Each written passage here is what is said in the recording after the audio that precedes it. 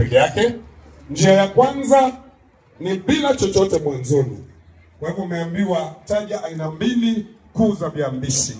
Unasema awali na tamati. Sasa unaweza kuandika awali bila chochote, tamati bila chochote mwanzoni, ama kama lazima uweke kitu basi tia alama nambari ambayo tunaita ya Kirumi. Unatumia nambari ya Kirumi, Roman 1, Roman 2, awali na tamati. Kumbuka jibu langu awali nitaanza kwa herufi ndogo bila kitone, tamati herufi ndogo bila kitone.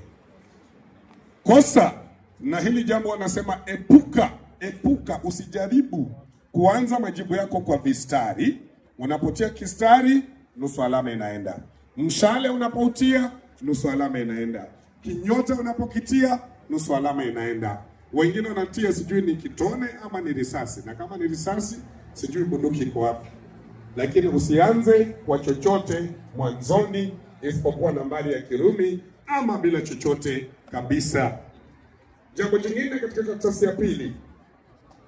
Katika karatasi ya pili ni kwamba jibu maswali yote. Mwanafunzi unapoandika jibu hata kama ulijui, hata unaweza kubadilisha swali tu. Wanakuambia eleza dhana ya kirai kwa kutolea mfano.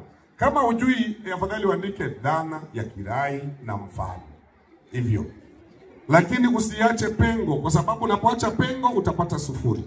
Lakini ukiandika kitu unaweza kushtukia umepata alama moja ama nusu. Kwa hivyo usiache pengo lolote.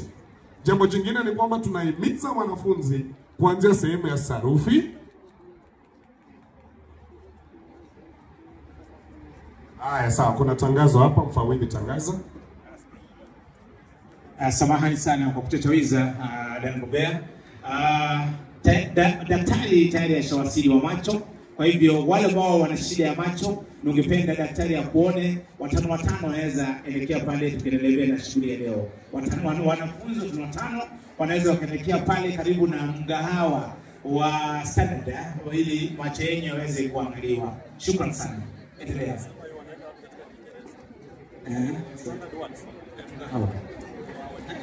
Okay, so what I'm saying that already we have in our presence the optician from Royal Eye Clinic. So anyone who has got eye problem, please, you can go there for some examination. Today is for free. Only 5 per group, 5 students per group, please. Not everyone, 5 students per group. Just next, opposite the Standard Canteen. Thank you so much. Thank you.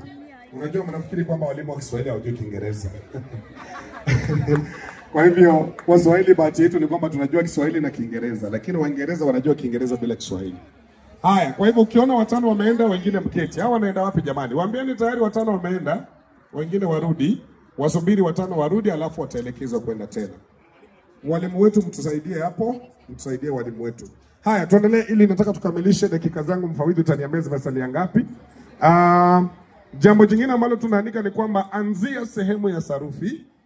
Wakati akili yako haijachoka, akili ngali haijasoma mambo mengi, anzia sehemu ya sarufi. Inakusaidia kupata yale mambo ambayo mtu anashika kwa ile njia tunaita cramming method. Kuna mwanafunzi mmoja aliniambia, mwalimu, mimi najua kipozi ni kitu na kitondo ni mtu. Lakini alipofika kwenye mtihani akabadilisha, akaweka kipozi mtu na kitondo kitu.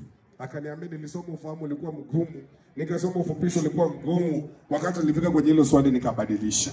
Kwa hivyo kabla akili anza kuchoka, fanya sarufi, fanya isimu jamii. Kisha ingia katika ufahamu, soma sasa, fanya ufahamu, malizia kwa ufupisho. Jambo jingine ni kwamba wanafunzi chukulia sehemu ya ufahamu na ufupisho kwa uzito. Nataka niwashangaze wanafunzi. Leo nitawaambia jambo ambalo litawashangaza. Ukitaka kuanguka karatasi ya pili, wewe anguka ufahamu na ufupisho. Hivyo tu. Ukipita ufahamu na ufupisho umepita huo mtihani. Kwa mfano, ukipata alama 12 katika ufahamu na 12 katika ufupisho, hizo tayari ni 24. Ukiongeza 10 za isimu jamii, hiyo tayari ni 34. Unahitaji tu alama 26 upate alama 60 juu ya 80 ambayo ni alama ya A. 26/40 you score your A. Kwa hivyo kupita Kiswahili karatasi ya pili ni kupita ufahamu na ufupisho. Na tunasema hivi kwa sababu baadhi ya wanafunzi hawatilii maanani katika ufahamu na ufupisho. Wengine ufupisho hata wanaacha tu mapengo bila kuandika chochote. Na ni sehemu ambayo ina alama za bure tu. Kwa hivyo wanafunzi chukulie kwa uzito. Jambo jingine nitasema hivi, katika sehemu ya sarufi unapoanzia, zingatia maagizo ya swali. Swali linakuambia tunga sentensi moja. Mwanafunzi haoni neno sentensi moja. Swali linakuambia tunga sentensi ya neno moja. Alimchezea, walimuimbia, wanafunzi haoni neno sentensi ya neno moja. Swali linakuambia bainisha virai, ainisha. Kuainisha ni kuonyesha aina. Kubainisha ni kuweka wazi, kirai nomino ni hiki, kirai